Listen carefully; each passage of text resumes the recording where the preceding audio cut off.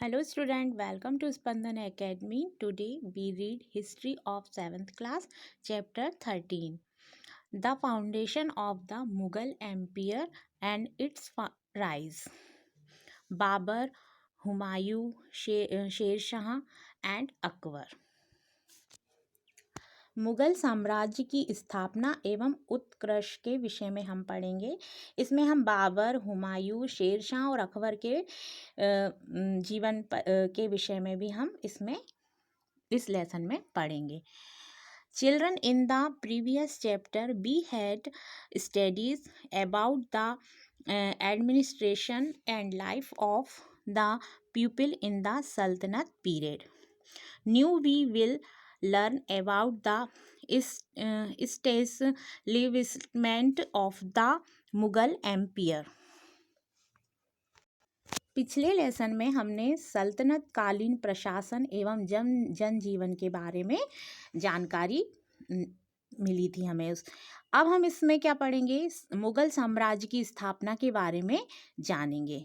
बाबर के आक्रमण के समय भारत में राजनीति जो स्थिति थी, ऐसी केंद्रीय सत्ता का अभाव था जो राजनीतिक एकता को स्थापित कर सीमा सुरक्षा की व्यवस्था कर सके। भारत की उत्तर पश्चिम सीमा असुरक्षित थी और आक्रमणकारियों को रोकने वाली कोई भी शक्ति नहीं थी।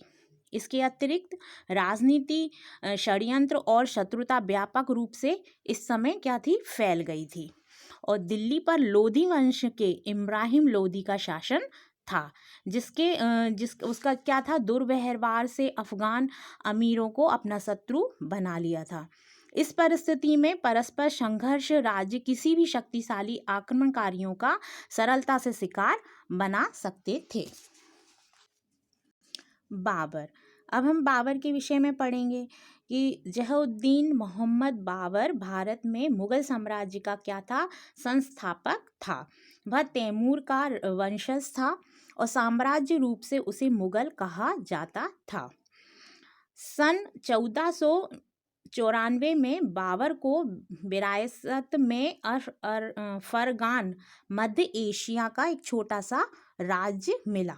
वह अपनी स्थिति दृढ़ बनाने के लिए राज्य विस्तार के उद्देश्य से अपने 5 बार उसने भारत के विभिन्न स्थानों पर आक्रमण किया। उसने 5वें आक्रमण ने उसने क्या करा? दिल्ली के अफगान शासक था उस समय क्या था? इब्राहिम लोधी को अप्रैल 1526 ईस्वी में पानीपत के प्रथम युद्ध में परास्त किया।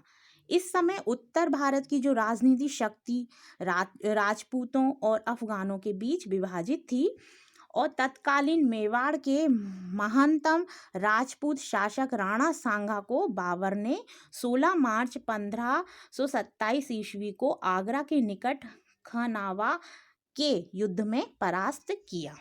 इसके बाद 1528 में चंदेरी के युद्ध में मेदिनीय राय को एवं 1519 में बाबर ने अफगानों को घाघरा के युद्ध में हराया। अब भारत में जो मुगल साम्राज्य की स्थापना का कार्य सरल हो गया। इसके बाद 26 दिसंबर 1530 को आगरा में बाबर की मृत्यु हो गई। इसके बाद हम पढ़ेंगे हुमायूं। हुमायूं कौन था? बाबर की मृत्यु के बाद उसका जो बड़ा पुत्र हुमायूं दिल्ली की गद्दी पर बैठा, मतलब राजा बनाया गया उसको। और हुमायूं के जो 3 भाई थे, कामरान, अस्करी एवं हिंदाल।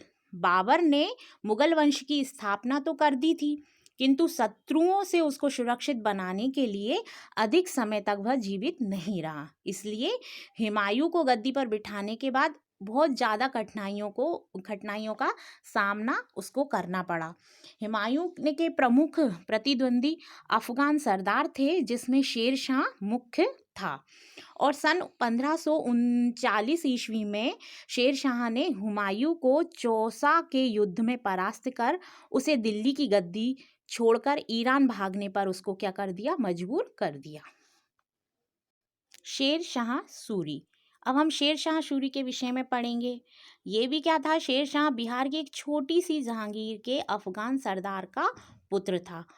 उसके बचपन का नाम फरीद था और उसे निहत्थे एक शेर का शिकार किया था, इसलिए वहाँ के शासक उसे शेर खां की उपाधि दी थी, है ना। ये एक पॉइंट आप याद कीजिए कि उसने क्या करा था, एक निहत्थे एक शेर का शिकार किया था, इसलिए उसे उस शासक को क्या बोलते थे, शेर खां की उसको उपाधि दी थी, शेर शाह सूबी को, है ना।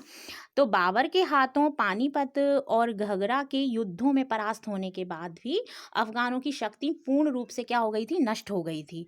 और शेर शाह ने पुनः संगठित करके उसे उसमें क्या करी, नई जान फूकी, उसे मजबूत बनाया। उसने अपनी प्रतिभा और साहस के बल पर हुमायूं को अपदस्थ करके दिल्ली के राज सिंहासन का अधिकार कर लिया। हुमायूं को लगभग 15 वर्ष निर्वासित जीवन व्यतीत करना पड़ा और इस अवधि में शेर शाह और उसके उत्तराधिकारी के उत्तर भारत पर शासन किया।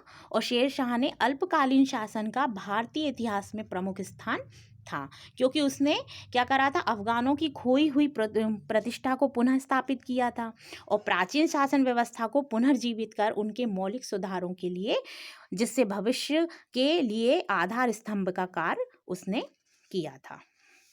एडमिनिस्ट्रेशन ऑफ शेर शाह का शासन प्रबंध। शेर शाह मध्यकालीन भारत का क्या था, महान शासक था। उसके जो शासन में जनता के हितों को सर्वोपरि रखा, जिससे वह कुशल प्रशासन तंत्र की शेर शाह ने नींव रखी और उसका लाभ मुगलों को मिला। शेर शाह ने सैनिक प्रशासन, न्याय व्यवस्था और भू राजस्व के क्षेत्र में अनेक कार्य प्रारंभ किए, जिसका अनुसरण बाद में अकबर ने भी किया। और शेर शाह ने अपने साम्राज्य को प्रांतों को सरकार में विभाजित किया, जिसे पुनः परगानों में विभाजित किया गया और सरकार और परगानों के अधिकारियों को समय समय पर स्थानांतरित किया जाता था। उसके सामने न्याय कानून व्यवस्था थी जो लागू की, और मुद्रा व्यवस्था में उसने क्या करा, सुधार किया। उसके चलाए गए चांदी का सिक्का रुपया के नाम से जाना जाता है और वह मुगल काल में तथा उसके बाद 1835 तक प्रचलित रहा। और उसके यात्रियों के लिए उसने कुएं और सरायों की व्यवस्थाएं की, वृक्षारोपण करवाया उसने। और शेर शाह ने मौर्य काल में निर्मित कलकत्ता से पेशावर को जोड़ने वाले पुराने जो मार्ग हैं, ग्रांड ट्रक रोड का पुनः निर्माण वर्तमान में क्या बोलते हैं उसको, GT रोड करवाया उसने, है ना। ये शेर शाह का मकबरा है, ये पिक आप 33 में देख रहे हैं, इस टाइप से। और फिर इसमें क्या करा उसने कि आगरा से राजस्थान एवं गुजरात तक उसने क्या करा, दक्षिण में बुरहानपुर तक उसने सड़कों का निर्माण कराया। और उसने झेलम नदी के तट पर रोहतक ताशड़गढ़ एवं दिल्ली के जो निकट शेरगढ़ नामक नगरों का निर्माण करवाया। और बिहार के सहसाराम नामक स्थान पर उसके द्वारा निर्मित मकबरा उसके महान व्यक्तित्व तथा कला का अप्रतिम उदाहरण है। और उसने क्या क्या काम करे, उसने शिक्षा के क्षेत्र में मदरसों का निर्माण कराया। और प्रशासन के क्षेत्र में उसने अकबर का पूर्वगामी कहा जाता है। शेर शाह ने केवल 5 वर्ष ही शासन कर सका और सन 1545 में जब उसने कालिंगजल के किले को जो घेरा, तब बारूदी के ढेर से आग लगने से वह वहीं खड़े शेर शाह की क्या हो गई, मृत्यु हो गई। शेर शाह ने सड़कें बनवाई, है ना। सड़कें राज्य की नसें कहलाती हैं, है ना। उसने गुप्तचर व्यवस्था दृढ़ करवाई। इसके बाद शेर शाह ने उत्तराधारी आयोग सिद्ध हुआ। उसके उत्तरी भारत के राज्य की स्थिति क्या हो गई, बहुत कमजोर हो गई और प्रमुख सरदार और अधिकार आपस में क्या करने लगे, लड़ने लगे। हुमायूं ने इस स्थिति का क्या करा, लाभ उठाया और उसने ईरान के जो शाह की सहायता से कंधार और काबुल को जीत लिया। और हुमायूं ने पंजाब को जीतकर दिल्ली और आगरा पर कब्जा कर लिया। इस प्रकार भारत में फिर से मुगल शासन की स्थापना हो गई। और सन 1556 में अपने महल के पुस्तकालय की सीढ़ी से फिसल कर गिरने से उसकी मृत्यु हो गई और उसका पुत्र अकबर उसका क्या बना, उत्तराधिकारी बना। इसके बाद अकबर का शासन चालू होता है। तो अकबर ने क्या करा, अकबर का जन्म कब हुआ, सन 1542 में अमरकोट सिंध के हिंदू राजा बीरसाल के महल में हुआ। ये पॉइंट है, आप याद कीजिए, इम्पोर्टेंट पॉइंट है कि उस समय हुमायूं शेर शाह से परास्त होकर हिंदू राजा की शरण में था। हुमायूं के पश्चात सन 1556 में जब अकबर को बादशाह घोषित किया गया था, तब उसकी आयु केवल कितने वर्ष की थी, 13 वर्ष की थी।